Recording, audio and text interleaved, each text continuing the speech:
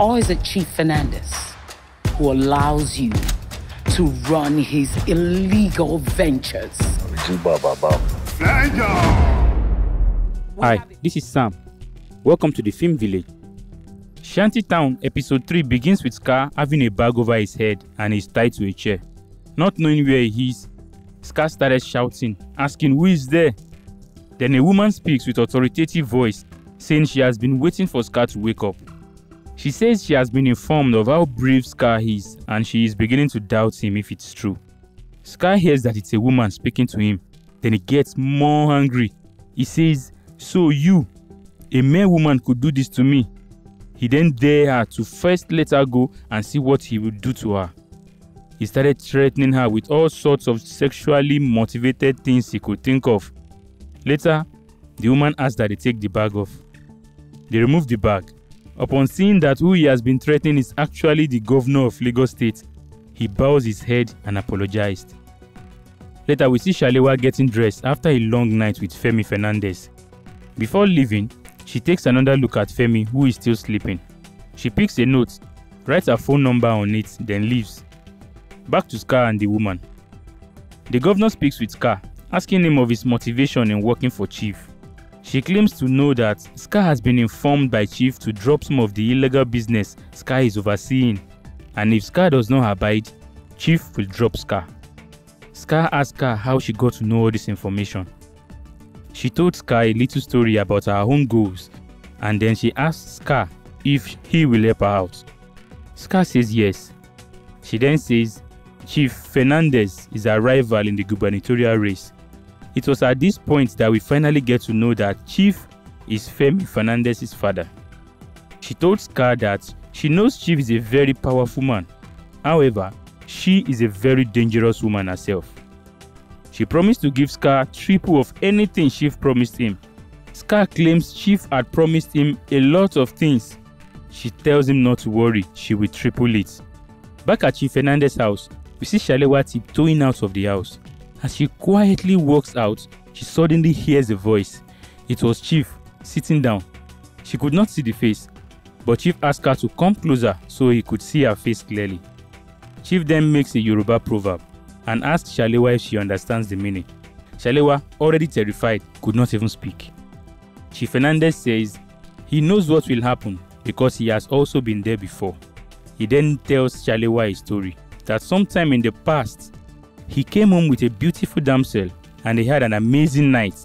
She took him to the 7th heaven, which he stayed for hours. But before he wakes up, the woman left. She did not only live with his heart, but she also lives with his valuables. Chief then signaled to one of his guards to undress Shalewa. The guard pulls Shalewa's clothes off, revealing her bare breasts. Shalewa quickly says she is Femi's friend. Chief claims he knows, but he needs to confirm if she is one of Femi's thieving friends. Chief looked at her private parts, checked under her breasts, checked her butt, found nothing, and then he apologized for the intrusion. Chief also cleans his hand off her body after touching her. Now we are back with Scar and Her Excellency. Scar asks the governor what she wants and how he could be of service to her. She tells Scar that she wants him to find a way to bring Chief Fernandez to her. Scar says that will be difficult to achieve because Chief has a very tight security, but he will do all it takes to bring Femi, Chief's son, to her. The governor claims she is not that weak and unable to kidnap Femi by herself if that is what she wants. She says Chief will give up his son at the slight sign of any danger to his political ambition. She even makes a statement claiming that Scar is Chief's biological son, a bastard son though, and if Chief could give him up to rot in Shanty Town with his mother just because he now has a legitimate son, Femi, that should motivate Scar to do what he needs him to do. That thought that him is a bastard son to Chief, while Chief has another son, Femi, that he is taking care of, gets Scar angry. And as the governor begins to walk away, he asks if he should get Chief's ring instead. The governor smiles and asks Scar what he knows about the ring. Scar says the ring is one of a kind and is made of pure gold. He says the ring is washed annually with the blood of 7 virgins and 7 old women at Ijesha. Scar says there is a rumor that anyone that kisses that ring will have his soul sucked by Chief, and whenever Chief wears that ring, he becomes impenetrable to any bullets. The governor asks if all that is true. Scar says he might not be able to bring Chief, but he will bring the ring, and this ring will bring Chief.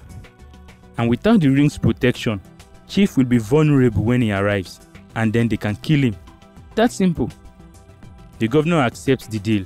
He then gives Scar the key to his handcuff and also give him a brand new car, a way of saying sorry for trashing his car and killing his men. She asks Scar not to let her down. Then we are taken to Mama T, the woman that gives spiritual protection to Scar and his goons and other girls. Mama T is going through her photo album, going down memory lane when she gets emotional and begins to cough. She takes a container and swallows some pills. Then she hears a knock on the door, wondering who it may be. She opens the door to find Isime. She told her that the information she got from Scar was that she is dead. Isime disclaimed the reports. Mama T then explained to Isime how difficult life has been to live in Zanga without Isime. She says if not for the charm called Egbe given to her by her late mother, she does not know where she would have been. She says she had listened to Isime's advice to stop performing the covenant for the girls that Scar brings to her. Scar does not know about it though. But what surprises her is that even after not putting those girls into any covenant with Scar, they still find it difficult to run away. Isime and Mama T hug each other emotionally and Mama T cries. Isime consoles her, promising to never leave her again. Isime goes into Scar's office, looking around. Then Scar walks in. Scar begins to praise her, saying he never believed he could set his eyes on her again. Isime hits his hand off of her and asks why he did not come to check up on her for 3 years while she rots in prison. Scar says it's impossible for him to just stroll to prison to come visit her. Isime really expresses her disappointment with Scar. Scar calms her down and tells her how much he misses her. They both kissed passionately. Then Scar promised to introduce her to the big boys in the island, mentioning billionaires' names like Obi Kubana, Otedola, Imoni and all.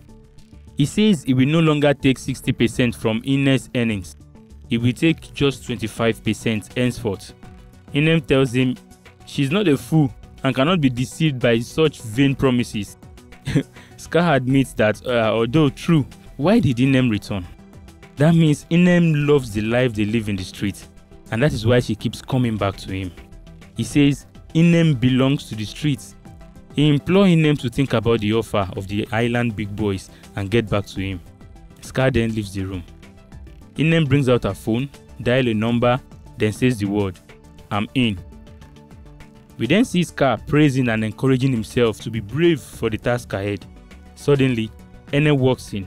Scar quickly pointed a gun at her, not knowing that it is Ene. Scar asks her what is wrong. Ene tells him that they have a problem with Isime that just arrived, and now is the time for Scar to finish the unfinished business with her.